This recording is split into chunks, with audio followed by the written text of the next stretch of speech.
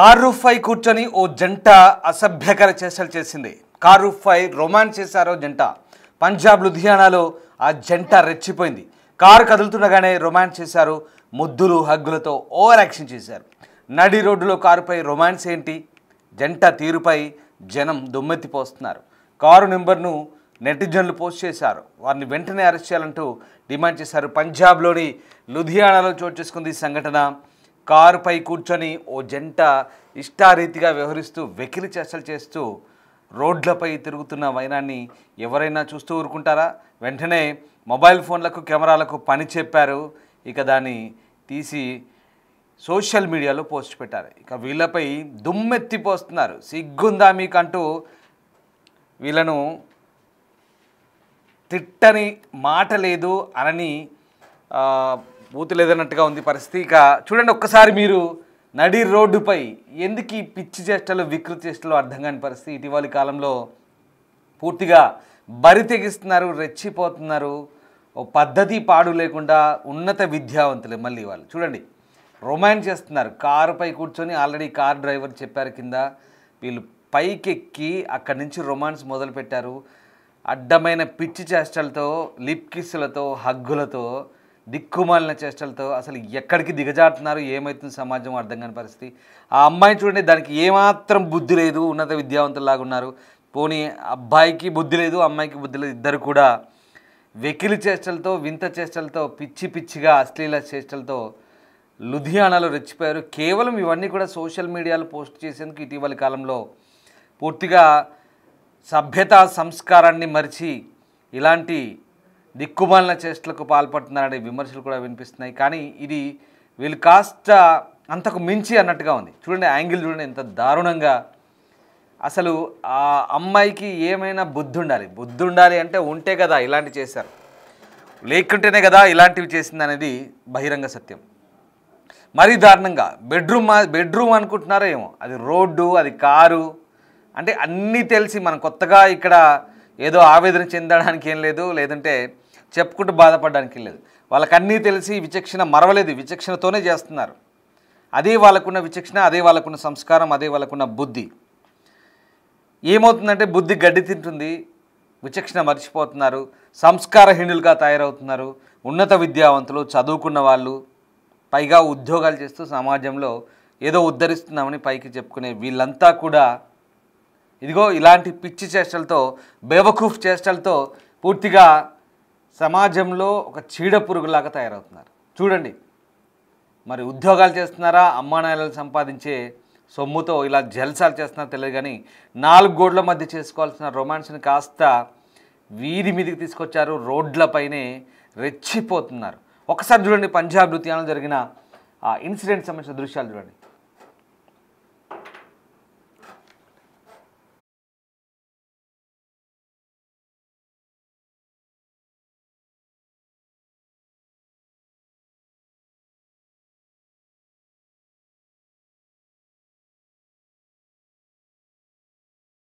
సరిగా car కదులుతుండగానే car పైకి ఎక్కి ఆ రొమాన్స్ ఏంటి, వారి వ్యవహారం ఏంటి, అసలు ఎంత దారుణంగా తయారైందంటే సమాజం.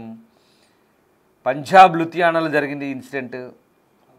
బహుశా మద్యం సేవించారా లేదా డ్రగ్స్ తీసుకున్నారా, ఏదేమైనా కానీ మద్యం సేవించా లేదా మత్తెక్కించుకున్నా ఇలాంటి పిచ్చి చేష్టలు పాల్పడుతున్నారా అనేది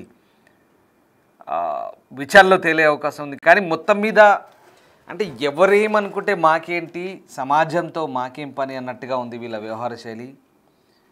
ఇష్టారాజ్యంగా విచ్చలవిడిగా రెచ్చిపోయి అశ్లీలతను, అసభ్యతను వాటికి మారుపేరుగా నిలిచారు వీళ్ళంతా కూడా. ఇంకా వీళ్ళ వాదన ఎలా ఉంటుందంటే మేము చేసిన తప్పేంటి, బట్టలు వేసుకొని ఉన్నాం కదా అంటారు. అంతకు మించే వీళ్ళు చేస్తున్న పరువు సంస్కారహీనమైనటువంటి చేష్టలు ఇవన్నీ కూడా. చూడండి ఒక్కసారి ఆ రోడ్డు, వాడు చూడండి ఆ డ్రైవర్ ఇంకా ఎలాంటి ఇండికేషన్ ఇస్తున్నాడు, వాడు పైకి చేయి పెట్టి. బహుశా వీళ్ళంతా కూడా ఈ సోషల్ మీడియా పిచ్చిలో పడి ఇన్స్టాగ్రామ్లు లేదంటే లైక్స్ కోసమో, రీల్స్ కోసమో, ఇలాంటి సెన్సేషన్స్ కోసం పిచ్చి పిచ్చి చేష్టలు చేస్తూ పిచ్చి పిచ్చి వ్యవహారాలతో జనాల్ని పక్కన పోయే వాళ్ళు ఇబ్బందులకు గురి చేస్తున్నారు. అసలు అంటే వీళ్ళకు ఎలాగో సోయి లేదు, రోడ్ల మీద ఉన్నామా బెడ్రూమ్లో ఉన్నామనే సోయి లేదు. కనీసం సమాజంలో అందరు చూస్తున్నారు, మరి వాళ్ళ పరిస్థితి ఏంటి, వాళ్ళు మా గురించి ఏమనుకుంటున్నారనే అసలు ఇవన్నీ మనం మాట్లాడడం అనేది ఒక రకంగా ఏదో అమాయకపు మాటల్లాగానే ఉంటాయి. ఇప్పుడు నేను మీకు ఎన్ని చెప్పినా, ఎందుకంటే అన్నిటికీ తెగించే వాళ్ళు ప్రిపేర్ అయ్యి వచ్చారు అక్కడ. ఇది మాత్రం చాలా క్లియర్. అన్నిటికీ తెగించి సమాజంలో అందరూ చూస్తారు. రోడ్డు పైన వెళ్తే మనం ఇలా చేస్తే ఎవరు మెచ్చరు, పైగా దీన్ని వీడియో తీసి సోషల్ మీడియాలో ఎవడో ఒకటి పోస్ట్ చేస్తాడు అని, అదే వాళ్ళకి కావాల్సింది. అక్కడ వైరల్ కావాలి, సోషల్ మీడియాలో పెట్టుకోవాలి అది. కానీ చూడండి, పోతున్నప్పుడు వెళ్తున్నప్పుడు ఆ కార్ నంబర్ను దాని అందరినీ కూడా ట్యాగ్ చేసి స్థానికంగా పోలీస్ డిపార్ట్మెంట్ పెట్టారు, లేదంటే ఆ సోషల్ మీడియాలో పెట్టారు. అలాగే నెటిజన్లంతా కూడా అది పోస్ట్ చేస్తారని తెలుసు వాళ్ళకి, ఇది వైరల్ అవుతుందని తెలుసు. వైరల్ అవుతుందని తెలిసే చేశారు ఇదంతా కూడా. అంటే ఏమవుతుందంటే ఇక్కడ చట్టాలు కఠినంగా అమలు చేయకపోతే ఇలాంటి విచ్చలవిడితనం పూర్తిగా సమాజాన్ని ఒక చెదలాగా తయారవుతే కనుక సమాజంలో ఈ చెదను దులపాల్సిన అవసరం ఉంది. ఎట్లాగూ స్వేచ్ఛ ఉంది కదా అని చెప్పేసి రోడ్లపై బరి తెగించి ప్రవర్తిస్తే మాత్రం చాలా దారుణంగా ఉంటుందని దానికి ఇది నిదర్శనం. మన దేశంలో నిజంగా చట్టాలు కఠినంగా చేయాల్సిన అవసరం అయితే కనబడుతుంది. ఈ విచ్చలవిడితనానికి అడ్డుకట్ట వేయాల్సిన అవసరం అయితే కనబడుతుంది. నువ్వు వేరే ఇతర దేశాల్లో చేయండి, గల్ఫ్ దేశాల్లో అక్కడ ఇక్కడ చేస్తే కనుక నడి రోడ్డుపై ఉరితీసి కాలు చేయి తీసి ఉరితీస్తే రాళ్లతో కొట్టి చంపుతారు. ఇలాంటి పిచ్చి చెట్లకి రాళ్లతో కొట్టి చంపుతారు. కానీ ఇక్కడ వీళ్ళకి ఎవడు అడ్డు అదుపు లేదు, పైగా ఫ్రీ పబ్లిసిటీ. ఆ రొమాన్స్ చూడండి ఎంత దారుణంగా ఉందో. ఇంతకు మించి ఇంకా చెప్పడానికి ఏం లేదు. నిజంగా ఇలాంటి వారిపై కఠిన చర్యలు తీసుకోవాలంటూ అక్కడ స్థానికులు కూడా పోలీసులను కోరుతున్నారు. స్థానికంగా లుధియానాలో ఈ ఘటన చోటు చేసుకుని దీనిపై ఎవరో ఒకరు అట్లా వెళ్తూ దాని వెనకాలే ఫాలో అవుతూ, మరి నాకు అర్థం కాదు, ఈ వెనకాల కార్ని ఫాలో అవుతూ ఈ వ్యక్తులు కూడా షూట్ చేస్తున్నారా ఏంటనేది తెలియదు. మొత్తం మీద వాళ్ళే రిలీజ్ చేశారా ఇదంతా చూడండి. దాని వెనకాలైతే కార్ ఫాలో అవుతుంది, వెనకాల కార్ ఫాలో అవుతుంది, దాని అంతా షూట్ చేశారు. సో వాటెవర్ అది ఇదంతా కూడా ఉద్దేశపూర్వకంగా చేస్తున్నారు. ఇట్లాంటి వాళ్ళని ఖచ్చితంగా గుర్తించి కఠిన చర్యలు తీసుకోవాలంటే స్థానికులు కోరుతున్నారు.